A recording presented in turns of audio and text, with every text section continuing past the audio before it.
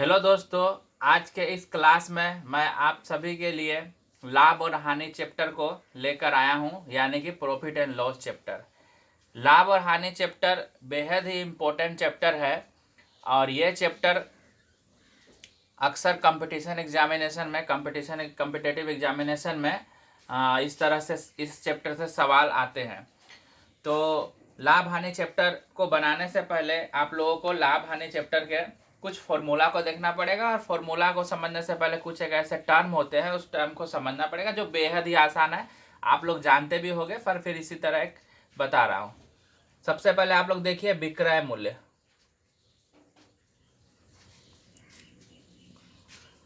विक्रय मूल्य विक्रय मूल्य को हम लोग बोलते हैं सेलिंग प्राइस, शॉर्ट में हम लोग उसको एसपी बोलते हैं। तो सेलिंग प्राइस का मतलब होता है ऐसा मूल्य जिस पर हम किसी वस्तु को बेचते हैं।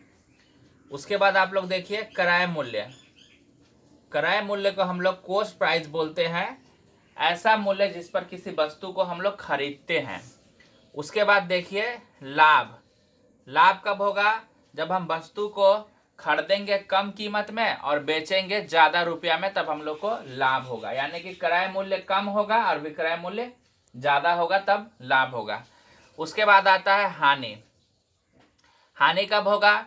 जब हम लोग किसी वस्तु को खरीदेंगे ज़्यादा रुपया में और बेचेंगे कम रुपया में, यानी कि क्रय मूल्य ज़्यादा हो और विक्रय मूल्य कम हो, तब हम लोगों को हानि होगा। अब इसमें हम लोग कुछ फॉर्मूला है, उस फॉर्मूला को जानते हैं। तो सबसे पहले मान लीजिए हम लोग को लाभ निकालने के लिए बोलेगा। तो लाभ कब निकलेगा? जब बेचने वाला विक्रय मूल्य ज़्यादा हो और खरीदने वाला क्रय मूल्य कम हो। यानी कि विक्रय मूल्य, लाभ निकालने के लिए विक्रय मूल्य में से क्रय मूल्य को घटा देंगे।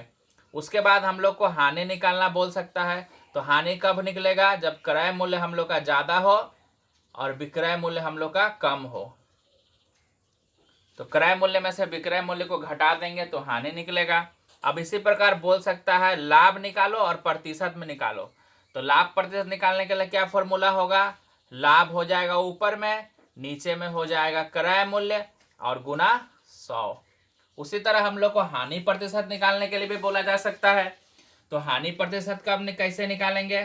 तो उसी तरह जैसे लाभ में लाभ ऊपर था, उसी तरह हानि में हानि ऊपर होगा और नीचे में क्रय मूल्य होगा और गुने 100 होगा। ये रहा हानि प्रतिशत। अब आप लोग एक चीज को और ध्यान से देखिए कि लाभ प्रतिशत और हानि प्रतिशत सवाल में जब भी निकालेंगे तो नीचे में क्रय मूल्य कॉमन है, ठीक है। लेकिन कभी कभी ऐसा भी होता है जब भाव का सवाल आता है तो हम लोग को लाभ प्रतिशत और हानि प्रतिशत निकालेंगे तो नीचे में हम लोग क्रय मूल्य के जगह पर विक्रय मूल्य देंगे। तो भाव के लिए 2 ठो होता है, उसको भी बता देते हैं। अगर भाव का सवाल हो और लाभ प्रतिशत निकालने बोले तो फॉर्मूला में क्या होगा? लाभ हो जाएगा, बस नीचे में क्रय मूल्य का जगह पे विक्रय मूल्य हो जाएगा और गुना 100। उसी तरह जब हानि प्रतिशत बोले भाव वाला सवाल में, तो हानि है तो हानि हो जाएगा और नीचे में क्रय मूल्य की जगह विक्रय मूल्य हो जाएगा और गुना 100। यानी कि जब भाव का सवाल हो तो लाभ प्रतिशत या हानि प्रतिशत निकालने के लिए नीचे में हम लोग क्रय मूल्य की जगह पर विक्रय मूल्य का इस्तेमाल करते हैं, चाहे लाभ प्रतिशत हो चाहे हानि प्रतिशत हो। और बाकी अन्य सभी सवालों में लाभ प्रतिशत या हानि प्रतिशत निकालने के लिए नीचे में हम लोग क्रय मूल्य का इस्तेमाल करते हैं। और एक लास्ट फॉर्मूला आप लोग को देता हूं, विक्रय मूल्य निकालने का फॉर्मूला। कभी कभी हम लोग को विक्रय मूल्य निकालना पड़ता है, उसके लिए क्या फॉर्मूला है देखिए। विक्रय मूल्य निकालने का फॉर्मूला है क्रय मूल्य और विक्रय मूल्य 2 कंडीशन में निकलेगा। एक कंडीशन होगा लाभ का कंडीशन में भी विक्रय मूल्य निकालना पड़ेगा और एक हानि वाला कंडीशन में विक्रय मूल्य निकालना पड़ेगा। तो क्या होगा विक्रय मूल्य का फॉर्मूला? देखिए लाभ के कंडीशन में क्या होगा? क्रय मूल्य गुने 100 प्लस लाभ प्रतिशत बट्टा 100। कब? जब लाभ के कंडीशन में विक्रय मूल्य पूछे तब। लाभ के कंडीशन में विक्रय मूल्य का फॉर्मूला ये होगा। अगर हानि के कंडीशन में विक्रय मूल्य पूछे, विक्रय मूल्य ही पूछे लेकिन हानि के कंडीशन में, तो क्या होगा? क्रय मूल्य होगा गुना 100 भी होगा, लेकिन प्लस लाभ के जगह माइनस हानि प्रतिशत हो जाएगा, अब बाई 100 हो जाएगा। कितना आसान है विक्रय मूल्य निकालने का। फिर से एक बार देखते हैं। विक्रय मूल्य जब निकालना हो लाभ की स्थिति में तो क्रय मूल्य गुना 100 प्लस लाभ प्रतिशत जोड़ देंगे और भाग कर देंगे 100 से। विक्रय मूल्य निकालना हो हानि के कंडीशन में तो क्रय मूल्य गुना 100 और जहां पर लाभ प्रतिशत प्लस करते तो उसी जगह पे हानि प्रतिशत को माइनस कर दें, क्योंकि हानि तो हमेशा माइनस ही होता है, हानि में कोई चीज घटता है इसलिए माइनस करेंगे और नीचे में 100। तो इस फॉर्मूला से आप लोग अधिकतर सवाल आसानी से इसमें बना सकते हैं। अब आप लोग को हम एक क्वेश्चन के माध्यम से सिखाएंगे कि ये फॉर्मूला में जो भाव का सवाल है, जो भाव का फॉर्मूला है लाभ प्रतिशत हानि प्रतिशत में जब बताए थे कि भाव का हो तो नीचे में विक्रय मूल्य का इस्तेमाल करते निकालते समय उसी को समझाएंगे एक फॉर्मूला के माध्यम एक क्वेश्चन के माध्यम से। आप लोग इसका स्क्रीनशॉट ले सकते हैं। अब हम लोग सवाल पे आते हैं। अब आते हैं हम लोग सवाल पर। तो आप लोग के लिए मैंने 2 सवाल लाया है, एक नॉर्मल सवाल एक भाव का सवाल, क्योंकि मैंने भाव का फॉर्मूला दिया था तो आप लोग कंफ्यूज होंगे कि भाव का मतलब क्या होता है, भाव का सवाल किस तरह होता है। और भाव के फॉर्मूला में बताया था कि लाभ परसेंट निकालिए हानि परसेंट निकालिए नीचे में क्रय मूल्य होता है। तो आते हैं पहले भाव के सवाल को करेंगे और भाव के सवाल को करने से पहले नॉर्मल सवाल कर लेते हैं। तो नॉर्मल सवाल में देखिए क्रय मूल्य इतना है, लाभ इतना है, प्रॉफिट निकालना है, प्रॉफिट परसेंट निकालना है, यानी कि लाभ प्रतिशत निकालना है। तो लाभ प्रतिशत कैसे निकालेंगे, क्रय मूल्य लाभ प्रतिशत निकालेंगे कैसे, लाभ बट्टा क्रय मूल्य गुना 100। तो लाभ कितना है 30 रुपया, क्रय मूल्य कितना है 150 रुपया और गुना 100। 30 से 150 कटेगा 5 बार में, 5 से 100 कटेगा 20 बार में, यानी कि लाभ परसेंट कितना हुआ 20। तो इस तरह का जब नॉर्मल सवाल हो इसमें आप लोग को लाभ परसेंट निकालना है बोले या हानि परसेंट निकालना है बोले तो नीचे में हम लोग क्रय मूल्य रखेंगे, यानी कि कोष प्राइस को रखेंगे। लेकिन अगर भाव का सवाल हो जाए तो लाभ परसेंट और हानि परसेंट निकालने के लिए मैं बताया था कि नीचे में क्रय मूल्य रखेंगे। तो भाव का सवाल होता कैसे है वो देखिए। तो भाव का सवाल बी नंबर सवाल है। कैसे, यदि 50 वस्तुओं का विक्रय मूल्य 40 वस्तुओं के क्रय मूल्य के बराबर हो तो लाभ या हानि परसेंट बताइए। या लाभ हो तो लाभ परसेंट बताइए, या हानि हो तो हानि परसेंट बताइए। देखिए इसमें कोई वस्तु का कीमत नहीं है।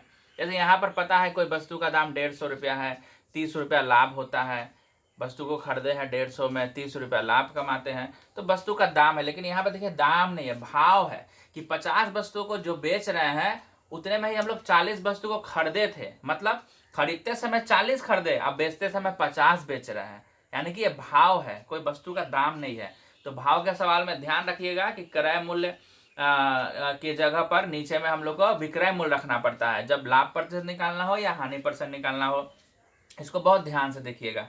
तो यहाँ पे देखिए खरीदते समय तो 40 वस्तु खरीद रहा है, क्रय मूल्य 40 वस्तु है और बेच रहा है 50 वस्तु को, यानी कि 50 वस्तुओं का विक्रय मूल्य 40 वस्तु के क्रय मूल्य के बराबर है, यानी कि क्रय किए 40 ठो और बेचे 50 ठो, तो घर से नुकसान हो गया 10 ठो का, यानी कि यहाँ पर तो हानि है, एकदम कंफर्म पता चल रहा हानि है।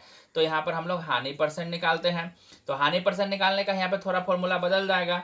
यहाँ पे क्या हो जाएगा, हानि है तो हानि होगा, लेकिन नीचे में क्रय मूल्य जो था नॉर्मल सवाल के लिए अब यहाँ पर हो जाएगा विक्रय मूल्य, यानी कि सेलिंग प्राइस, और इंटू 100। तो हानि कितना हुआ देखिए, 40 खरीद रहे हैं और 50 ठो बेच रहे हैं उतने ही दाम में, यानी कि घर से 10 ठो का लॉस हो रहा है, तो 10 हुआ हानि। और यहाँ पर क्रय मूल्य नहीं देखेंगे, नीचे में विक्रय मूल्य कितना है 50, और परसेंट में लाने के लिए 100। 10 से 50 5 बार में, 5 से 100 20 बार में, यानी कि हम लोग का यहाँ पे 20% का लॉस है, यानी कि हानि है। तो देखिए नॉर्मल सवाल में लाभ निकालिए हानि निकालिए नीचे क्रय मूल्य रखना पड़ेगा, लेकिन भाव का सवाल में लाभ निकालिए हानि निकालिए नीचे में विक्रय मूल्य रखना पड़ेगा। अब आप लोग आसानी से समझ सकते हैं कौन सवाल नॉर्मल सवाल है और कौन सवाल भाव के सवाल है। जब भाव का सवाल होगा तो हानि परसेंट निकालिए या लाभ परसेंट निकालिए, नीचे में विक्रय मूल्य रखिएगा। लेकिन जब नॉर्मल सवाल होगा तो हानि परसेंट निकालिए या लाभ परसेंट निकालिए, नीचे में क्रय मूल्य रखिएगा। अब हम लोग आते हैं दूसरे एक सवाल पर, आप लोग इसका स्क्रीनशॉट ले सकते हैं। अब आते हैं सवाल पर। तो सवाल देखिए, 8,000 रुपए में 2 इलेक्ट्रॉनिक म्यूजिक सिस्टम खरीदे गए। पहले को बेचते समय 40% का लाभ होता है और दूसरे को बेचते समय 40% की हानि हुई, और दोनों मामले में विक्रय मूल्य समान है, यानी कि जब लाभ पर बेच रहे हैं तो भी विक्रय मूल्य जितना है, हानि पर बेच रहे हैं तो भी विक्रय मूल्य इतना है, क्योंकि बोला ही गया है दोनों मामले में विक्रय मूल्य समान है, तो म्यूजिक सिस्टम का क्रय मूल्य कितना है। तो इस तरह के सवाल आते हैं, अक्सर एग्जामिनेशन में पूछे जाते हैं। ध्यान से देखिए, काफी आसानी से आप लोग इसको बना सकते हैं। तो आप लोग देख लीजिए कि 8,000 रुपए में 2 म्यूजिक सिस्टम खरीदा, मतलब पता नहीं है कि पहला वाला को कितना में खरीदा, दूसरा वाला को कितना में खरीदा, लेकिन दोनों को मिला के 8,000 रुपया में खरीदा है। पहला वाला को 6,000 में खरीदा होगा तो मान लीजिए दूसरा वाला का 2,000 में खरीदा होगा, यानी कि 8,000 माइनस 6,000। लेकिन हम लोग को तो पता ही नहीं है पहला वाला कितना में खरीदा गया। तो मान लीजिए कि पहला म्यूजिक सिस्टम को खरीदा गया है 100 रुपया में, इसलिए सेकेंड वाला को कितना में खरीदेंगे, तो 8,000 में से 100 रुपया में तो पहला वाला खरीदा गया, तो जो बचेगा सेकेंड वाला वो हो जाएगा 8,001 रुपया में। यानी कि पहला वाला जो सीपी है कॉस्ट प्राइस, पहला वाला का 100 रुपया और दूसरा वाला का जो कॉस्ट प्राइस है वो है 8,000 माइनस 100 रुपया। ठीक है, अब देखिए तो पहला वाला को बेचते समय लाभ हुआ है, तो पहला वाला को जो लाभ हुआ है तो मान लीजिए यहाँ पर क्या हो जाएगा, तो हम लोग विक्रय मूल्य निकालते हैं पहला वाला का, तो क्या हो जाएगा सीपी इंटू 100 प्लस लाभ प्रतिशत और बाई 100। दूसरा वाला सीपी इंटू 100 माइनस दूसरा पे तो हानि हुआ है तो हानि परसेंट इंटू 100। तो देखिए पहला का कॉस्ट प्राइस था 100 रुपया इंटू 100 प्लस लाभ परसेंट पहला में 40 था तो हम लोग 40 देंगे और नीचे में 100 है। दूसरा वाला म्यूजिक सिस्टम का कॉस्ट प्राइस था 8,000 माइनस x इंटू 100 और माइनस हानि परसेंट उतना ही हानि हुआ था 40% का ही और बाई 100। इस दोनों को मैंने बराबर इसलिए दिखाया कि बोला था दोनों ही मामले में विक्रय मूल्य बराबर होगा, यानी कि पहला म्यूजिक सिस्टम का विक्रय मूल्य दूसरा म्यूजिक सिस्टम का विक्रय मूल्य दोनों बराबर है, इसलिए मैंने यहाँ पर इसको बराबर अकॉर्डिंग टू क्वेश्चन में बराबर को दिखा दिया। मैं थोड़ा थोड़ा शॉर्ट में सवाल बनाता हूँ क्योंकि हम लोग कंपटीशन एग्जामिनेशन में बना करके सिर्फ ऑप्शन रखना पड़ता है और इसलिए मैं ज़्यादा डिटेल में नहीं बताता हूँ, थोड़ा थोड़ा शॉर्टकट में, क्योंकि आप लोग को तो वहाँ पे सिर्फ आंसर में टिक करना रहता है। आप लोग समझ जाइएगा तो आप लोग फटाफट इसको बना सकते हैं, इतना टाइम भी आप लोग को नहीं लगेगा।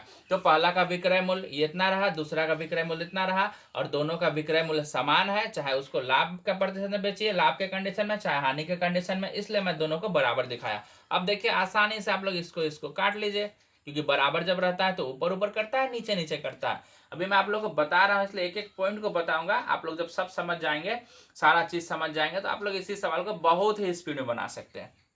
देखिए x गुना इसको करेंगे तो 140 आएगा जोड़ने से, यहाँ पर कितना आएगा 100 में से 40 घटाएंगे तो 60 आएगा। तो देखिए यहाँ पर 8,000 माइनस x है और इसको घटाए तो यहाँ पे 60 आया। अब ये 0 0 भी काट दीजिए और छोटा हो जाएगा, 2 से 3 बार में 2 से 7 बार में और छोटा हो गया सवाल।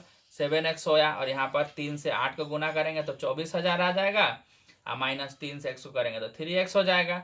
अब 7x इधर है माइनस 3x इधर आके प्लस 3x हो जाएगा और 24,000 का 24,000 हो जाएगा। इधर में हो गया 10x इधर में है 24,000, 1 0 कट गया यानी कि x बराबर 24,000। x माने थे हम लोग पहला इलेक्ट्रॉनिक सेट का क्रय मूल्य, यानी कि पहला इलेक्ट्रॉनिक सेट का क्रय मूल्य आ गया 2400 रुपया, 1 0 कट गया तो 2400। तो दूसरा का कितना हो जाएगा, सेकेंड का इलेक्ट्रॉनिक डिवाइस का क्रय मूल्य कितना हो जाएगा, तो 8,000 में से हम लोग x घटा देंगे, यानी कि 8,000 में से जो 2400 रुपया है उसको हम लोग घटा देंगे। तो 8,000 में से 2400 घटाने से कितना आता है, यहाँ पर 600 और यहाँ पे 500 यानी कि 5600 रुपया। तो पहला इलेक्ट्रॉनिक सिस्टम का दाम निकल गया है 2400 रुपया, दूसरा का 5600। अब आप 2400 और 5600 को जोड़ दीजिए तो आप लोग को 8,000 आ जाएगा, क्योंकि दोनों का क्रय मूल्य कितना था 8,000 रुपया था। देखे ना कितना आसानी से हम लोग इस सवाल को बना लिए हैं।